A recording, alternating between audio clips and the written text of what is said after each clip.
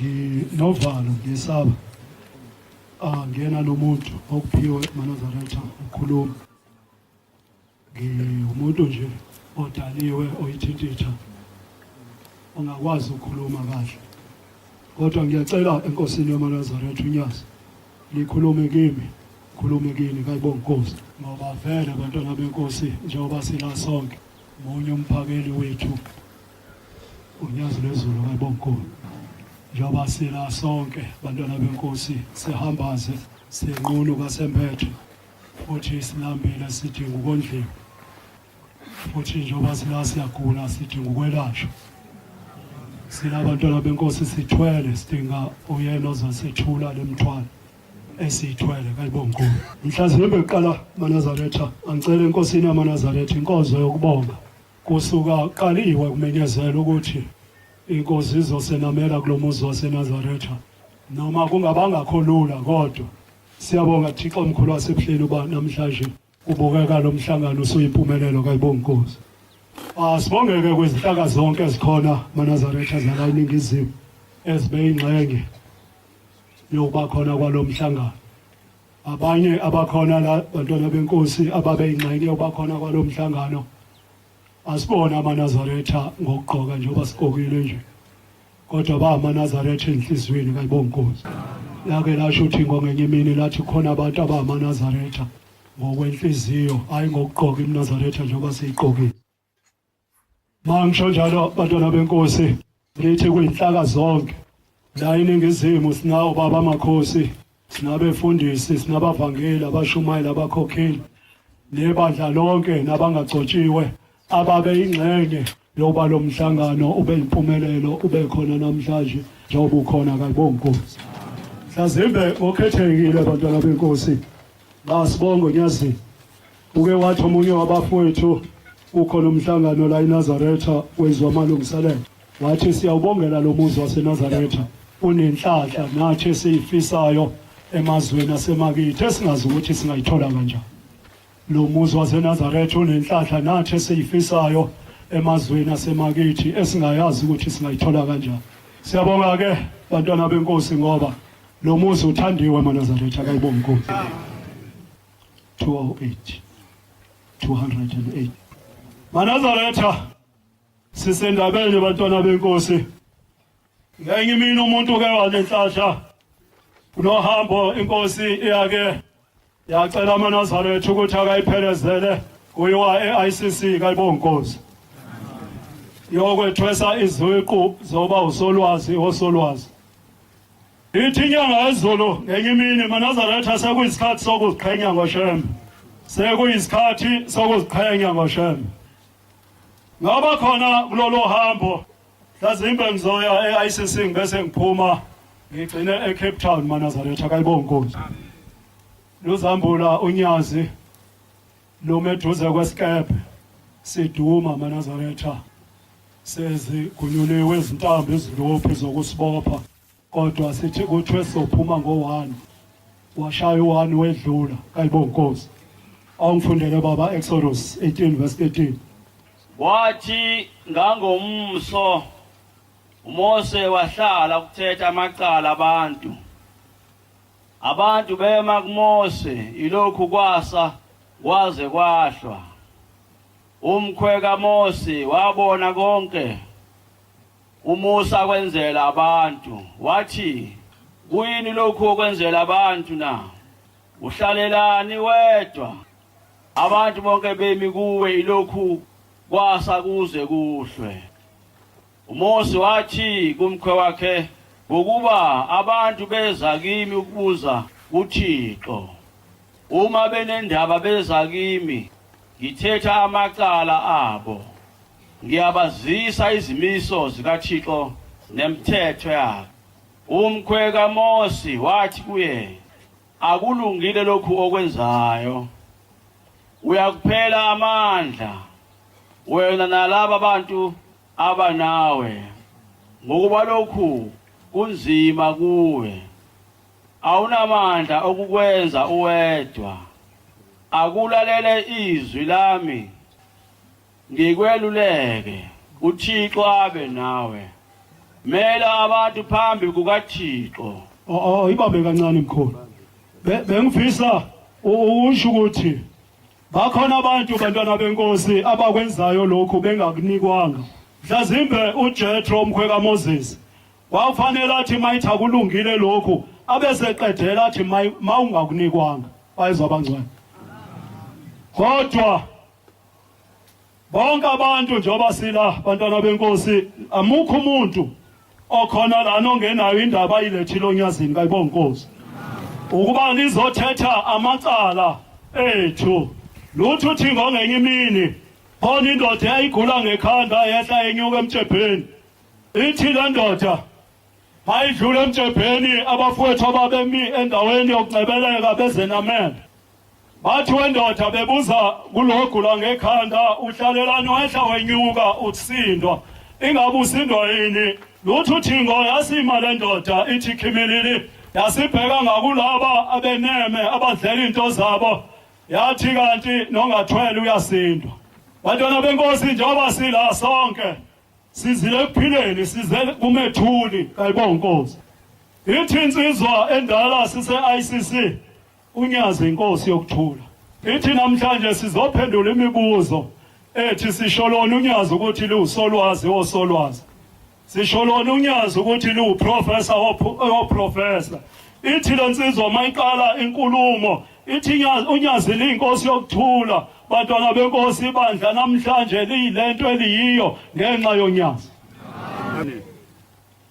ithi lensizwa endala sikhonza izama enkosini onyazi bantwana benkosi lwenze into ebeyingalindelwe umuntu sinenkinga yentaba eyodwa nenyanga iyodwa abafuna ukuyikhuphuka abaningi kodwa ngenxa yokuthi unyazi liyinkosi yokuthula lilithathile ibandla laseBuhleni namhlanje lisekhenani ngonyazi kayibonga inkosi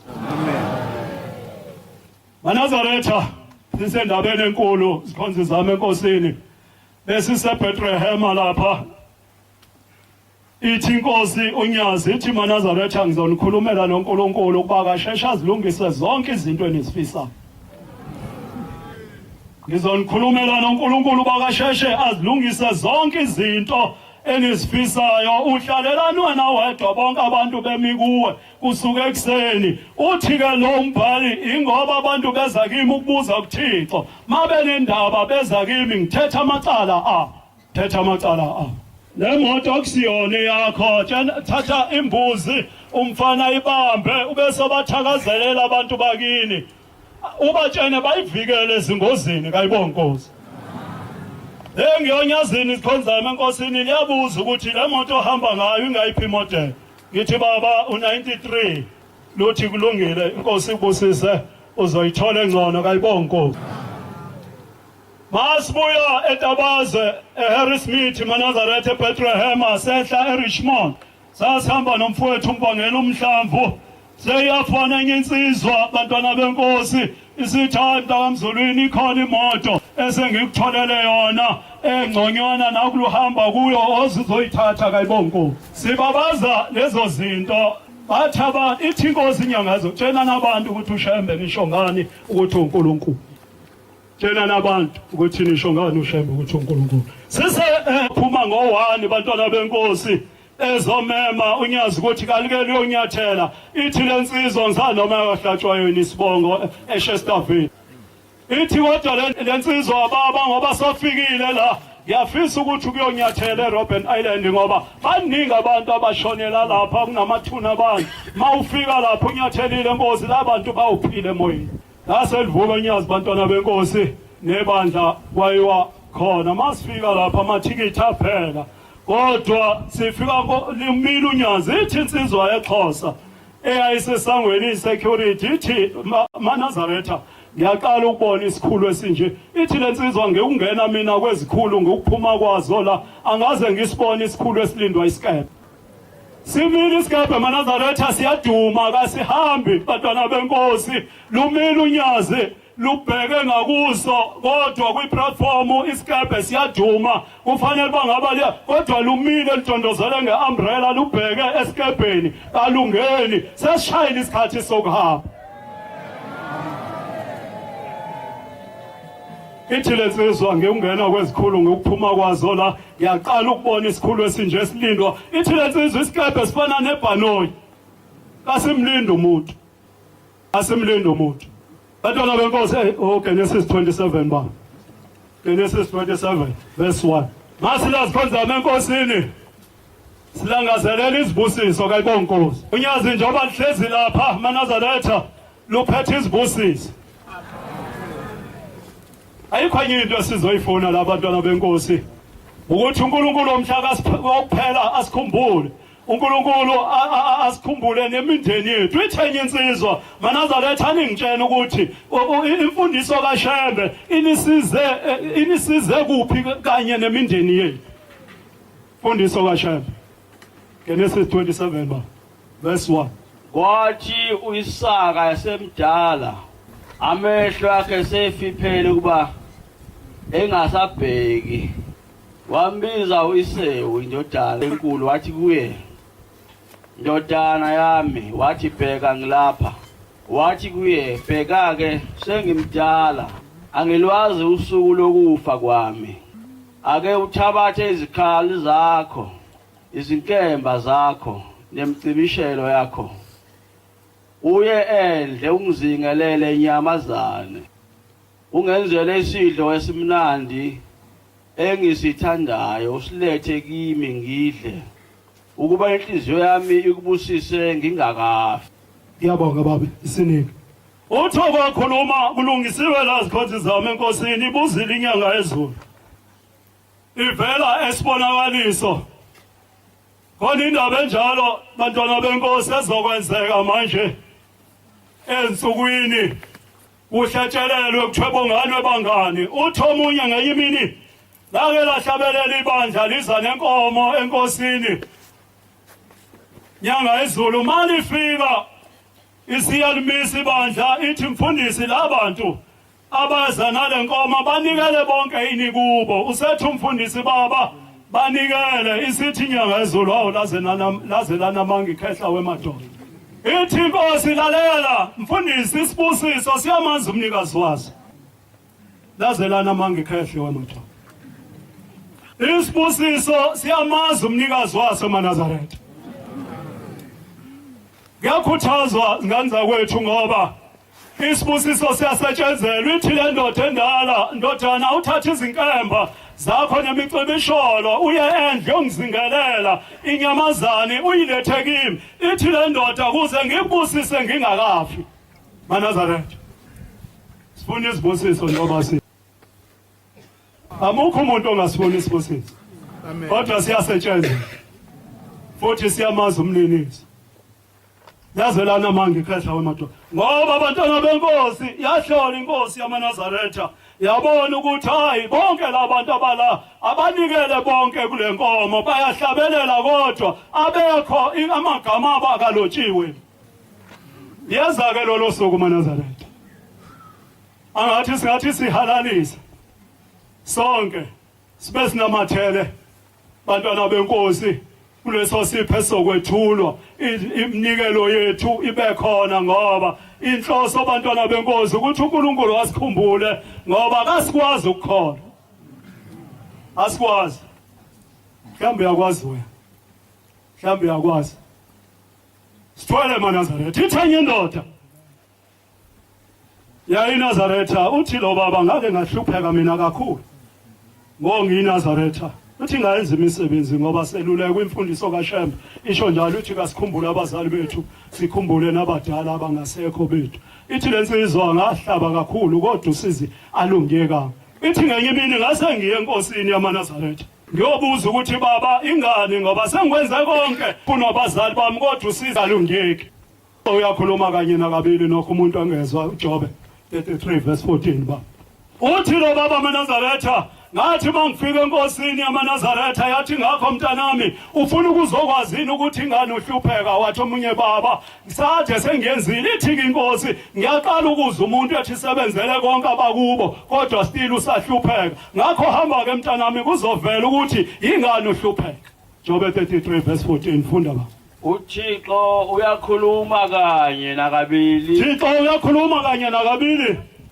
nokho umuntu engezwa ekuphupheni esibonakalisweni sobusuku lapho umuntu ehlela ubuthongo elele embhedeni. Ngiyabonga baba iningi. Thina ndoda ngathi nganikela abantwana benkosi. Nkosi nithi ngalala ekhaya kwaba isonto lesibili. Uthi ngathi ngilele kwafika amadoda amabili esibonakalisweni. Athi sesibonile ukuthi usuhambe wasiceba kuShembe. Athi la madoda uyasazi thina uthi lona hayi kanginazi kodwa ngiyacabanga ukuthi ningabanye bomndeni wami ngoba bomkhulu noma kokhokho bami. Uthi lo baba athi la madoda asibona bakini thina. Lolu sizo nalo awulwenziwa abantu bakini kodwa ulwenziwa yithina thina kasibona bakini.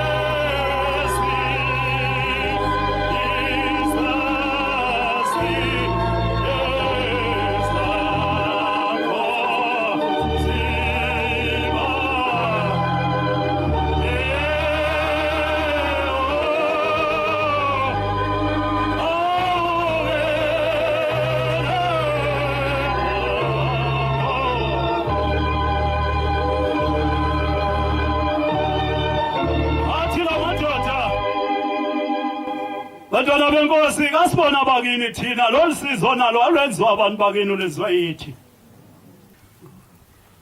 Sesikubonile ukuthi uhambe wasiceba kuShembe. Athi la madoda lalela. Thina sibona bakini lolu sizo lenziwa yithina thina sabulawa uyihlo omkhulu. Sathi masikhala isiqalekiso sehlela kuyihlo omkhulu sasesehlela kuwe. Yiso lesesenza uhlupheke kangaka. Sililo 5:7. Obaba bethu abasekho sithwele izono zabo. Obaba bethu bona abasekho sithwele izo. Ngiyangibabongela eziphansi zami enkosini abantwana abakhulele kuleli bandla. Ngoba khona umthandazo othandazwa abefundisi mabebusisa abantwana. Othi sibanibani ngegama lenkosi namhlanje mntanami uyabusiswa. Igama lakho kalilotshwe eparadise la kulotshwa khona abantwana abahlanjululiweyo. Khona ivesi elithi izikhubekiso zabazali bakho zingabalelwa kuwe. Yezwa eNazaretha. Elithi izikhubekiso zabazali bakho zingabalelwa kuwe. Sisindwa nje izikhubekiso zabazali bethu. Ngimbongela umuntu ongathwele eNazaretha. Isililo 5:7. Obaba bethu bona abasekho sithwele izono zabo. Ngiyabonga baba. Lithi la ndoda sesikubonile usuhambe wasiceba kuShembe. Thina sibona bakini, thina sabulawa oyihlo noyihlo omkhulu. Izitha zikaJesu zifuna ukumbulala. Bathi uPilato mayithi ngigeza izandla. Zathi izitha hayi thina sithi icala labo lomuntu alikuzwe kithi nase ezinganini zethu. Igazi lalomuntu mayithi mina kanginalo icala legazi lalomuntu olunge kangaka. Bathi ababefuna ukumbulala hayi sithi thina igazi lalomuntu ithi inkosi silapha. Bantwana benkosi umuntu omelana noShembe uShembe uyinkinga ngoba ugqilaza isizukulwane sokuqala nesesibili nesesithathu kwakushunyaza. Niyezwa eNazaretha. Umuntu omelana noShembe uyinkinga ugqilaza isizukulwane sokuqala nesesibili nesesithathu. Ukuthi bebengekho abantwana wenza leyo nto akusho lutho. Obaba bethu bona abasekho kodwa thina sithwele izono zabo. Lapha ngakithi khona umuzi wakwambuthuma eNazaretha. Bika ngenye imini umama wakhona Ntombi yakwaJala ekuthiwa Mahloma endlini. Semdala ufika kimi ethempelini uthi mntaka Mzulwini ngize lana ingane yami ibuye eThekwini igula kakhulu.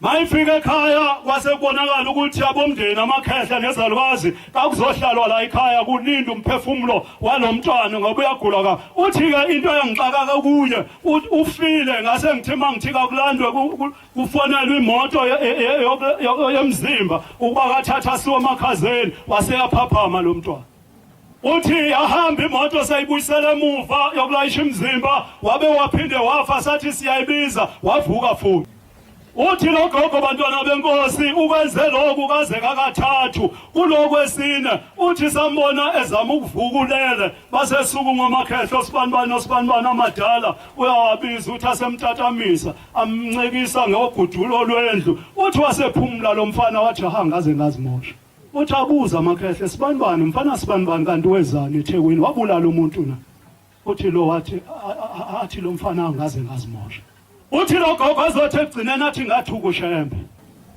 uthatha amakhehlo baba uPetros bakwambuthuma wawuhlangana phi noShembe ngoba uShembe sizwa ngendaba sikaze simbone ithi lensizwa yesitimeleni sasihamba nabangani bethu sasesedelela amaNazaretha kanti ngokwenza kanjalo esitimeleni emakhoshini kanti sethuka uShembe uthi inkinga manje ningibona ngifa ngibe ngivuke mangithi ngiyayithatha indlela ekufeni ngivele ngiqhamuke ubaba omile endleleni eqhwakele abesethi ya mntana nami ngizoke ngibona uzodlula phi ngoba wangithusa emhlabeni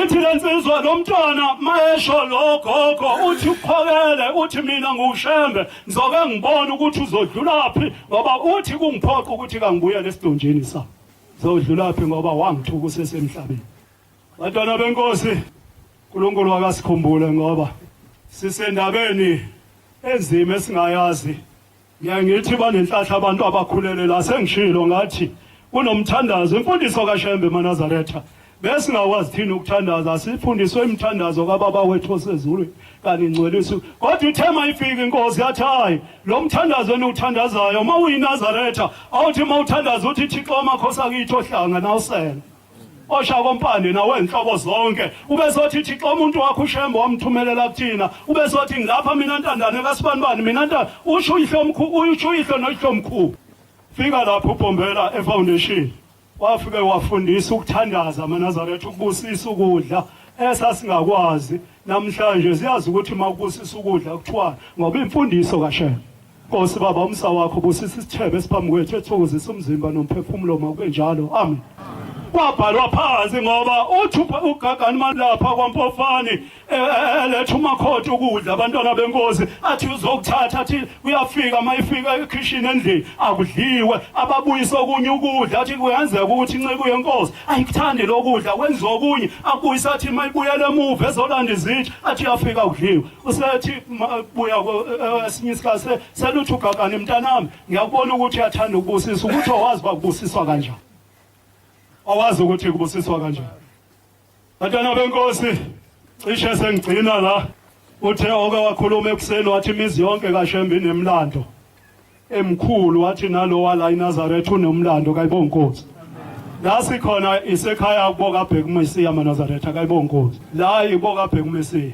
bayezwa abangcwele amen Thomkhulu inkosi langa yabuza isalukazi umamemele esigane kwaphungula yabuza isalukazi kwabanye ababekhona ukuthi ubani igama lelo isalukazi base bethi bona hayi umamemela lo ogane kwaphungula kuthiwa yasithi inkosi langa yashaya kathathu etafuleni yathi lo ngiyamqamba namhlanje ubheka uMesiya niyezwa eNazaretha kuthiwa yashaya etafuleni kathathu yathi namhlanje lo ngiyamqamba igama lakhe ubheka uMesiya akasena umamemela phungula kanti isalukazi sizokhulisa uMesiya uthingo lwenkosazana bayezwa abangcwele sisekhaya la kokabheka uMesiya manje uthunyazi bantwana benkosi kunebhisi nayibhisi la uthingo lalenza khona izimanga lezikhombisa ukuthi lo ubani luya esitolo abafana abangaliboni luthi noma selibuya sebelibone liyongena esitolo luthi malibuya bathi hayi solibamba malibuya bathi mayilubuya bozele balale ledlule kayibonga inkosi nayibhisi ayikho kude na umshushwane ezikhonza benkosi la sibhukuda khona la ngezansi isekhaya kokabheka uMesiya la sikhona thingo lonkosazana ngiyabonga eNazaretha sikhonze zami enkosini ngiyumuntu oyithintitha ngiyacela uxolo kakhulu ezulwini ngicela ukuma la egameni lenkosi uNyazi amen Siyabonga amazwi amnandi sophiwe umfundisi wenkosi inkosi izimbusise.